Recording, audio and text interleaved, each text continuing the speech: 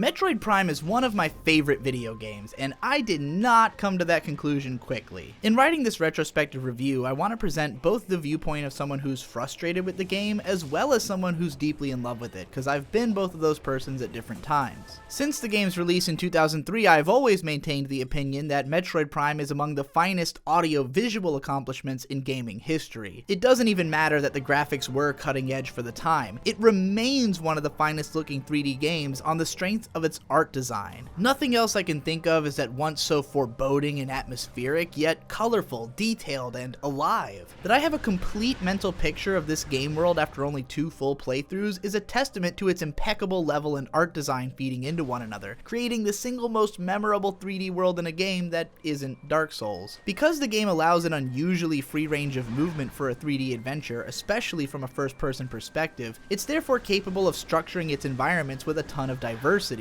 It also makes a point to involve multiple traversal styles in many of the same spaces. Many of the rooms contain secret challenges which can't be completed on the first pass, as you won't yet have the necessary power-ups to engage them, leading to the backtracking for which Metroid games are infamous. However, little of this backtracking is completely necessary, and if you learn your way around the map, then it won't take up that much of your time. Which brings me to the sort of thesis of this analysis, that the Metroid Prime experience changes dramatically between subsequent playthroughs. For nearly 16 years, I had regarded Metroid Prime as demotivationally frustrating.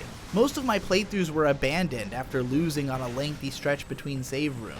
In particular, the phase on Mind's Descent, which comes about 2/3 of the way in, seemed like an unfairly overlong gauntlet, stuffed with difficult enemy encounters and multiple mini-bosses in the way of a checkpoint. This was obviously a deliberate skill check, especially considering how the game teases you with this easy but nerve-wracking maze puzzle just before unlocking the save room, knowing that you're likely to be at low health by the time you make it here. Suffice it to say, the game is quite difficult for a first-time player. When I finally powered through it, I spent hours on the final boss, growing insane with anger as I somehow kept getting worse at the lengthy platforming segment leading up to it, and fuming with losses that came towards the end of the nearly 20-minute battle. Part of me wanted to give up then and there, but another part kept realizing different things that I could try after each attempt, and was slowly but surely making it further and further into the battle. This is the trick to Metroid Prime. It's difficult but doable. Most of the struggle is not reflexive but knowledge-based. You may find yourself frustrated, for instance, that it's difficult to dodge enemy fire effectively in a protracted closed quarters shootout, but the reality is that if your shootouts are protracted, then you're not quite playing right. When fighting space pirates, you should almost exclusively be using charged shots with whichever beam is most effective. A charged ice beam will freeze most enemies to be easily broken with a single missile or another charge shot. Charged wave beams will stun enemies, and plasma beams will cause residual damage. Fighting the yellow pirates with regular power beams may seem the most difficult until you realize that they go down to a single super missile. But of course, on your first playthrough, you're more likely to bogart those missiles. Not only will you never be sure when you're gonna need them, but you probably won't know the locations of as many missile expansions lying along your path until you've spent some time poring over the world in search of secrets. When you're not sure how far away the next save room is, you might approach the game with trepidation, scanning enemies for hints on how to beat them, jumping slowly and observing your surroundings carefully, and probably desperately avoiding the lava and Magmor caverns, which by the end of the game I often found it more convenient to just wade right through. You will probably also get both stuck and lost. While the game has an optional hint system turned on by default, which highlights the next room you need to get to, these only give you a general idea of where to go next, with no indication of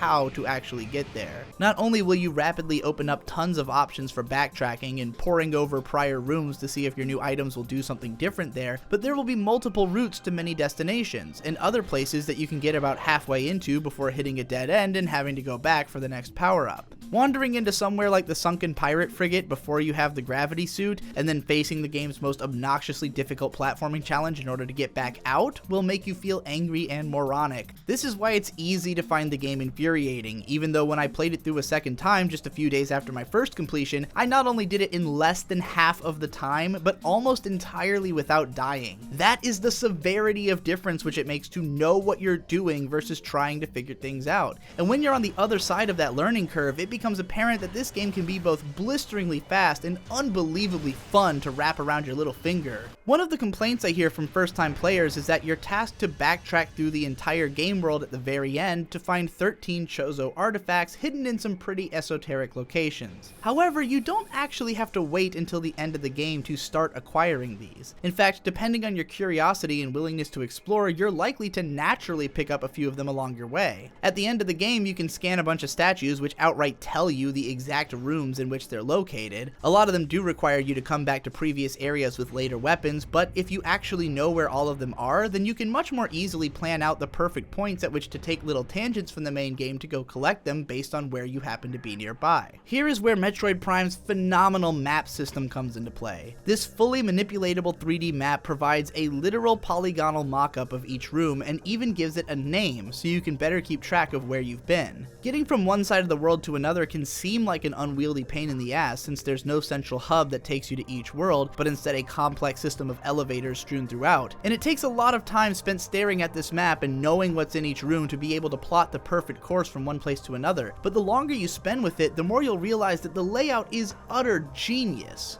If and when you get to a point where you're trying to beat this game as fast as possible, learning the perfect route from one point to another will be something like a revelation. And if you're trying a speed run, then factoring in artifacts or even items on a 100% run will turn solving the map into another game in and of itself. All the while, you'll be figuring out the fastest mode of travel for each individual room, what with your manageable jumping arc moving faster than your already quick running speed, and the morph ball even faster than that. Once you go completely insane, you'll realize that the random pipes and protrusions can be used to avoid even needing the spider ball power-up, that it's pretty easy to jump sideways forever, and that the game can be totally and ridiculously broken in plenty of technical ways. Even without breaking the game though, the amount of options it leaves to players are consistently admirable. Technically, you don't have to pick up any energy tanks or missile expansions, but if you decide to collect as much as possible, you can become overpowered pretty quickly. Likewise, if you choose to engage with it as little as possible, then the narrative is almost less existent than most NES games. Story cutscenes are rare and without dialogue nor almost any characters. Most of the unskippable cutscenes are just masks for loading screens or to indicate small changes in the environment. However, this isn't to say that the narrative doesn't exist. Get out your scan visor and you can read heaps and heaps of lore, not only explaining the history of the planet and what's been happening here lately leading up to the current events of the game, but also studying its flora and fauna and learning how they've adapted to the planet's harsh environment. Textual narrative elements aside, there's also a mountain of subtext provided through environmental storytelling, which you can pick up on just by observing your surroundings. The perfect example of these things melding together is right there in the tutorial stage aboard the pirate frigate. In one of the first areas, you'll find the sprawled corpse of a massive creature in the middle of a wrecked room full of dead and half-dead space pirates. The fact that some are still alive indicates that whatever happened here happened shortly before your arrival, and scanning the nearby info panels, you'll learn that one of the two parasite queens had escaped, subtly foreshadowing your upcoming run-in with the second one. Nothing in this game is without explanation, and thus all of it seems well considered and believable, adding that much more to the feeling that this world is a living place which just so happens to be conveniently designed for fun traversal. That it can accomplish so much immersion as to have that word appear in almost every review of the game despite sporting some of the gamiest design choices in 3D adventure history is a testament to the importance of environmental storytelling and verisimilitude over literal realism in game design. It is for this reason that aspects such as the infrequent checkpoints are so integral to the experience, and why the game couldn't have worked so well had it been just a little more forgiving to first-time players. The panic induced by watching your visor's toxic proximity warning shoot up, and then seeing Samus's shocked expression flashed back at her when it gets covered in fog for the briefest of moments, or the sheer terror of a Sheegoth rushing at you when you're lost and low on health, or dodging a Magmore's fire breath before you realize how easy they actually are to kill, will have your blood pumping and hair standing. Falling off of platforms for the 18th time may start to get under your skin, but as you groove along to one of the greatest soundtracks in video game history and finally fight your way to the top of that vertical shaft, the sense of victory is palpable. By the end of my first playthrough, I had made a short list of complaints. One fix I had in mind was the inclusion of a quick turn, because all too often I'd found myself falling off of a platform, then desperately trying to jump backwards onto it again because this would be faster than turning all the way around, only to then overshoot the platform on the way back. While every button on the GameCube controller is used constantly in this game, there's no real need to hold down L or R and press X at the same time, so this could have been the configuration for a quick turn, but that move also would have been disorienting and bad for use in combat, likely having caused certain players to overuse it to their detriment. Once I had played through certain platforming challenges multiple times, I realized that it's not so much about judging distance with your eyes as it is memorizing the length of time to hold down the jump button and turning as quickly as possible to make the next jump. Rooms which had initially given me trouble gave way to muscle memory, and suddenly most of these challenges were exciting to make seem effortless. That's the nature of Metroid Prime in general. It gives you a hell of a lot of tools to mess around with and keeps introducing new ones throughout the game, while tasking you to find the best use for each of those things in different situations. As long as you're constantly remembering that you have a scan and thermal visor, that your wave beam can power up certain devices, or your ice beam can freeze things in place, or your plasma beam can melt ice, or your power bombs can knock down walls, then you'll always be equipped to figure out how to progress. If you forget these things, you'll run around like an idiot until you remember,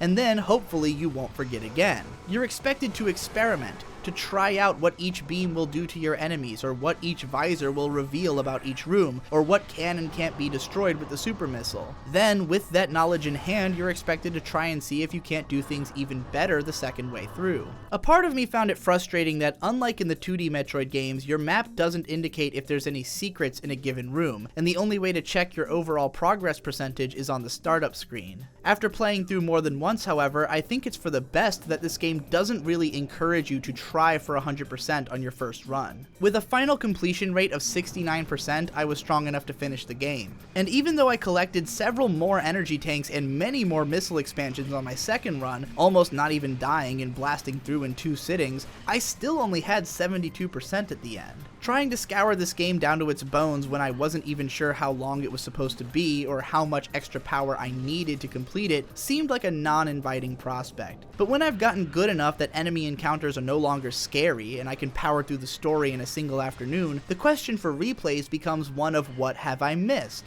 And at this point, finding something new in this world that I already feel like I know so well is downright mind-blowing. Some of the scripted sequences which play out in familiar locations when you're going back to collect the artifacts give an excellent taste of how much more there is to parts of the environment that you might completely gloss over the first time. And the feeling of seeing a suspicious protrusion in a room's map geography and then scouring the room to figure out how to access it, leading to some elaborate spider ball track all of a sudden, is immensely satisfying. As a first-person adventure game, Metroid Prime is practically in a category entirely of its own. It's a shame that many people will likely be turned off from this game just because of its unconventional controls, even though the game is built around them. It doesn't matter that there isn't freeform aiming and movement at the same time when enemy encounters are focused on crowd control and dodging projectiles, which the L targeting system is perfect for. Platforming and fighting enemies at the same time would have been an absolute nightmare with a twin-stick setup, and while I appreciate why some players prefer the Wii version's free aiming capabilities, I personally find it incredibly awkward to turn by aiming the pointer at the side of the screen, and I think it changes the whole game feel, but your mileage will vary. I am not ordinarily the type of player who makes multiple passes through a game. Most games involve a lot of repetition and filler, moments which exist only to either elongate the campaign or to shake it up in some way so it feels more like a complete experience. Usually these shakeups do not result in the game being more fun. I can't stand scripted sequences which have nothing to do with the core appeal of a game, nor repetitive encounters which require the exact same level of thought and consideration every time. I would prefer to play a game which is tight and concise, pushing its mechanics as far as it can by creating every possible permutation of challenge which they allow for. Metroid Prime will not task you to do the exact same thing more than a couple of times. Most of its rooms are distinct, and even if you have to fight the same types of enemies again, they will be in different configurations, or the environment will have changed the optimal strategy for dealing with them. Even if you're just making a quick run from one side of the map to the other between places you've already been, the game will frequently change the enemy arrangement of each room depending on how much progress you've made, and you'll constantly be switching visors and beams on the fly in order to tackle each unique challenge without slowing down, or seamlessly gliding in and out of the gorgeous morph ball to crawl along spider tracks. Everything you do in this game feels incredible, and you're constantly doing slightly different things, even in the process of hauling ass and casually wrecking everything in your path.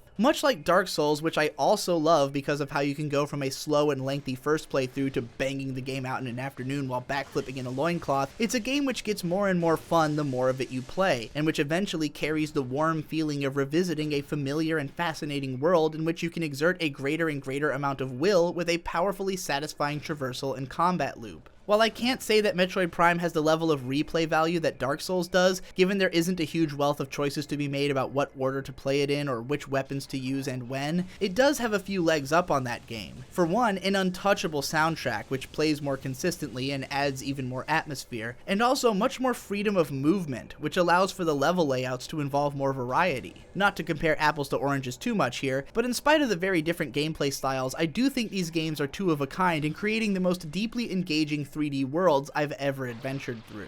I give Metroid Prime 16 out of 16 GameCubes. Even though I gave up on the game at least 5 times over the course of 16 years, I constantly found myself picking it up again because it's just so goddamn satisfying. Of all the games I played as a teen, I could most easily remember every detail of which parts of this one's map I'd seen. Most easily hum the tunes from this game that I'd never even beaten. It helps that I'm a gigantic fan of the 2D Metroid games and longtime worshipper of Super Metroid, but I honestly think that Prime competes with it as my favorite in the franchise, just for how much is added by the third dimension. I hope to return this game many times more throughout my life, and that if you've ever given up on it out of frustration, but still found the memory of it lingering in your mind, you'll give it another chance and try to push through. It's not nearly as long or as threatening as you might think. If you're worried that you're gonna have to backtrack and pick up more energy tanks before you can beat the part you're stuck on, just go ahead and do it. When you go back, you'll realize it doesn't actually take more than a couple minutes to get from any one place on the map to another, thanks to all of the puzzles which remain solved or roadblocks which don't respawn in the path you've bore through the levels. And you're probably a lot farther into the game than you thought. My second playthrough only took about 6 hours, and even without glitches, I'm sure I could get it down to 3. I will definitely end up talking about Metroid Prime 2 in the future, but for now I only want to tell you that that game is very different. And if you're thinking about skipping straight to the second game because you've heard it's better, I would not recommend doing so. You are going to miss out on one of the greatest games ever made if you skip out on Metroid Prime. If you have any way of playing this game,